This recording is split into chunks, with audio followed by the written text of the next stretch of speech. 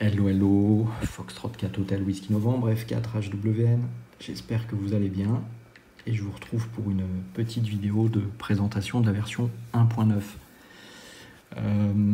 J'ai commencé par rapport à la version 1.8 par reprendre le code de la 1.8 et faire quelques optimisations, notamment au niveau de l'occupation mémoire.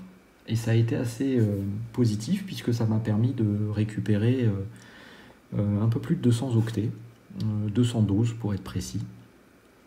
Et c'était en plus très intéressant à faire parce qu'on voit comment le compilateur fonctionne et comment certaines structures de code peuvent être optimisées à quelques octets près. Donc j'ai trouvé ça très instructif.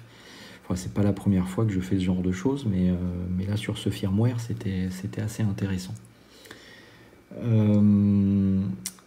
Fort de ces quelques octets de grappiller et de gagner, et on le sait sur le K5, la mémoire c'est la denrée rare, donc c'est toujours bien d'en récupérer.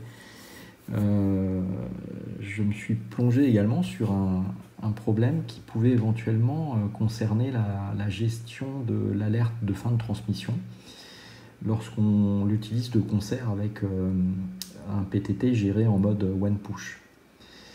En retravaillant le code pour optimiser un peu la mémoire, je me suis dit mais il y a une temporisation qui est jouée à un moment donné et qui pourrait éventuellement poser des problèmes sur la reprise du microphone en mode one push, où souvent ça peut être assez rapide puisqu'on fait juste un appui sur le PTT très très rapide.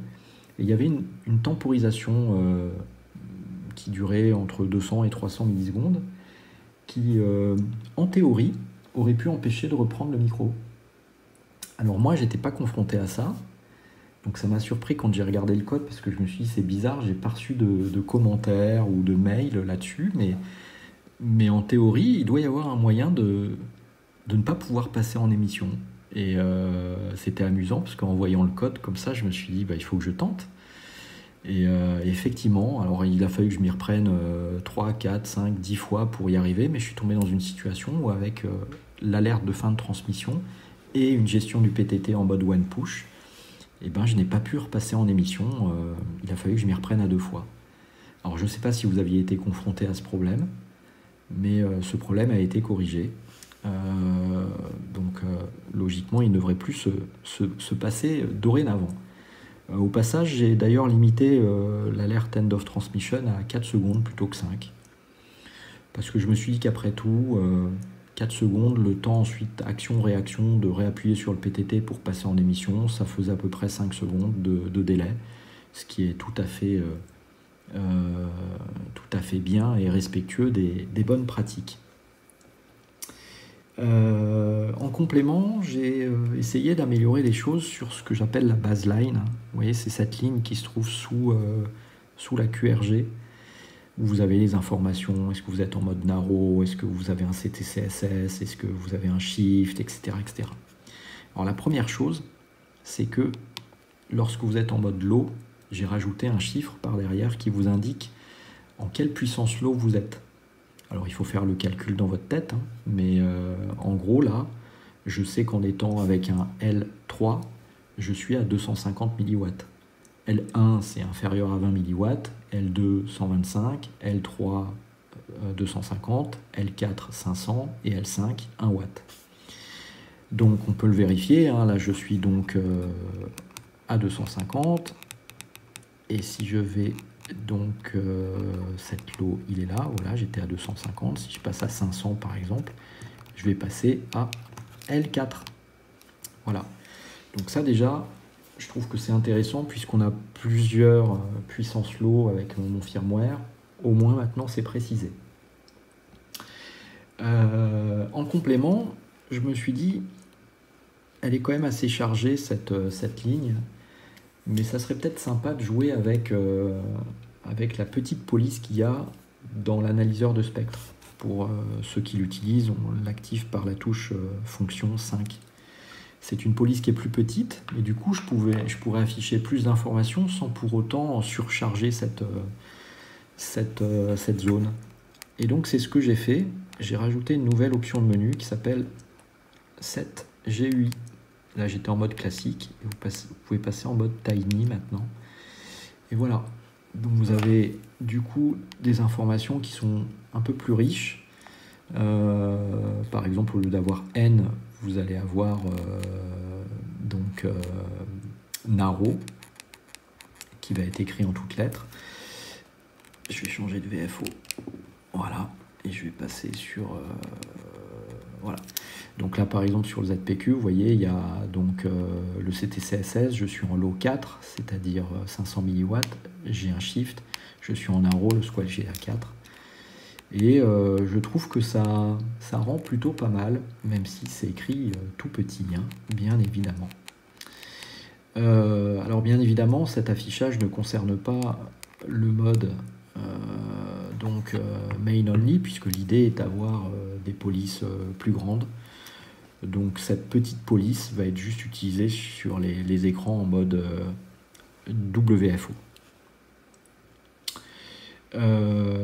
En complément, puisque je suis en mode main only, j'ai retravaillé également sur la saisie des codes DTMF. Vous savez, vous pouvez appuyer une fois sur scan et puis taper un code DTMF.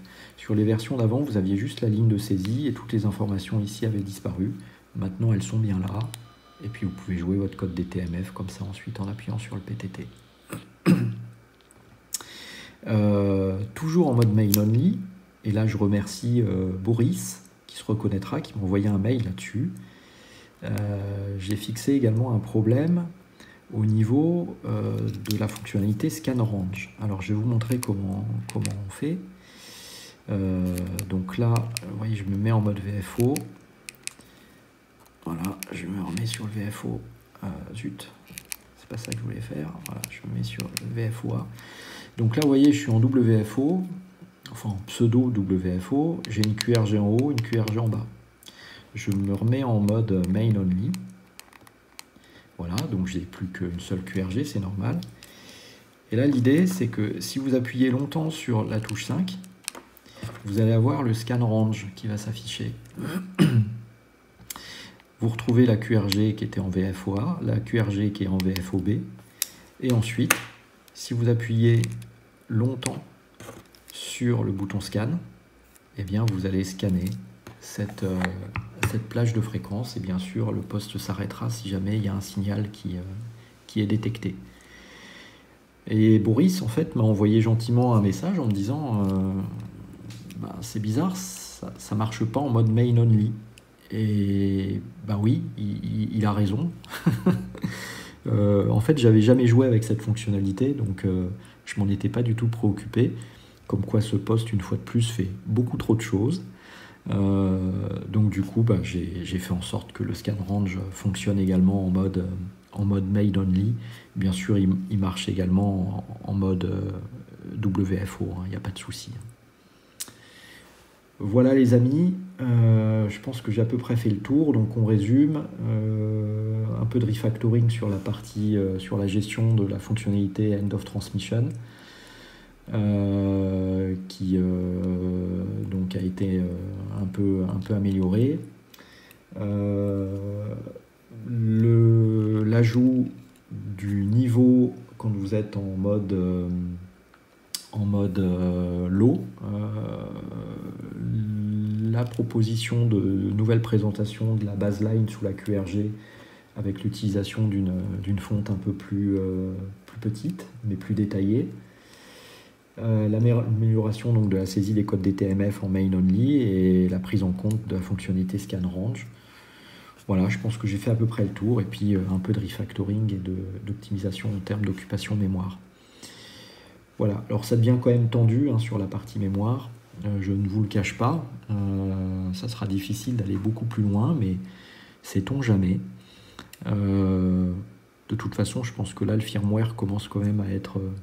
je pense plutôt pas mal, enfin moi il approche de ce que je souhaitais avoir.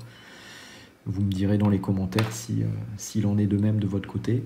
Alors je sais, on va me dire tu pourrais rajouter la SSTV, tu pourrais rajouter le support de la transmission en DSB, tu pourrais ajouter la PRS, tu pourrais ajouter... ça logera pas. Donc me demandez pas, ça logera pas. Ou alors il faudra faire des choix et supprimer certaines fonctionnalités qui qui sont un peu gourmandes au niveau du firmware. Voilà les amis. Concernant Chirp, ouais, ça c'est un point important. Donc Jocelyn travaille beaucoup là sur le driver Chirp. J'ai vu là cette semaine qu'il y avait eu, je crois que c'était vendredi, un commentaire qui laissait entendre que malheureusement le driver fonctionnait en mode radio vers Chirp, mais quand on voulait rebalancer de Chirp vers la radio, ça fonctionnait pas, et effectivement le bug était avéré. Je pense qu'il a été fixé. Maintenant, un conseil, c'est que si vous détectez comme ça des bugs sur Chirp, je vous encourage à aller sur mon espace GitHub et de passer par les issues qui vous permettent de remonter des bugs.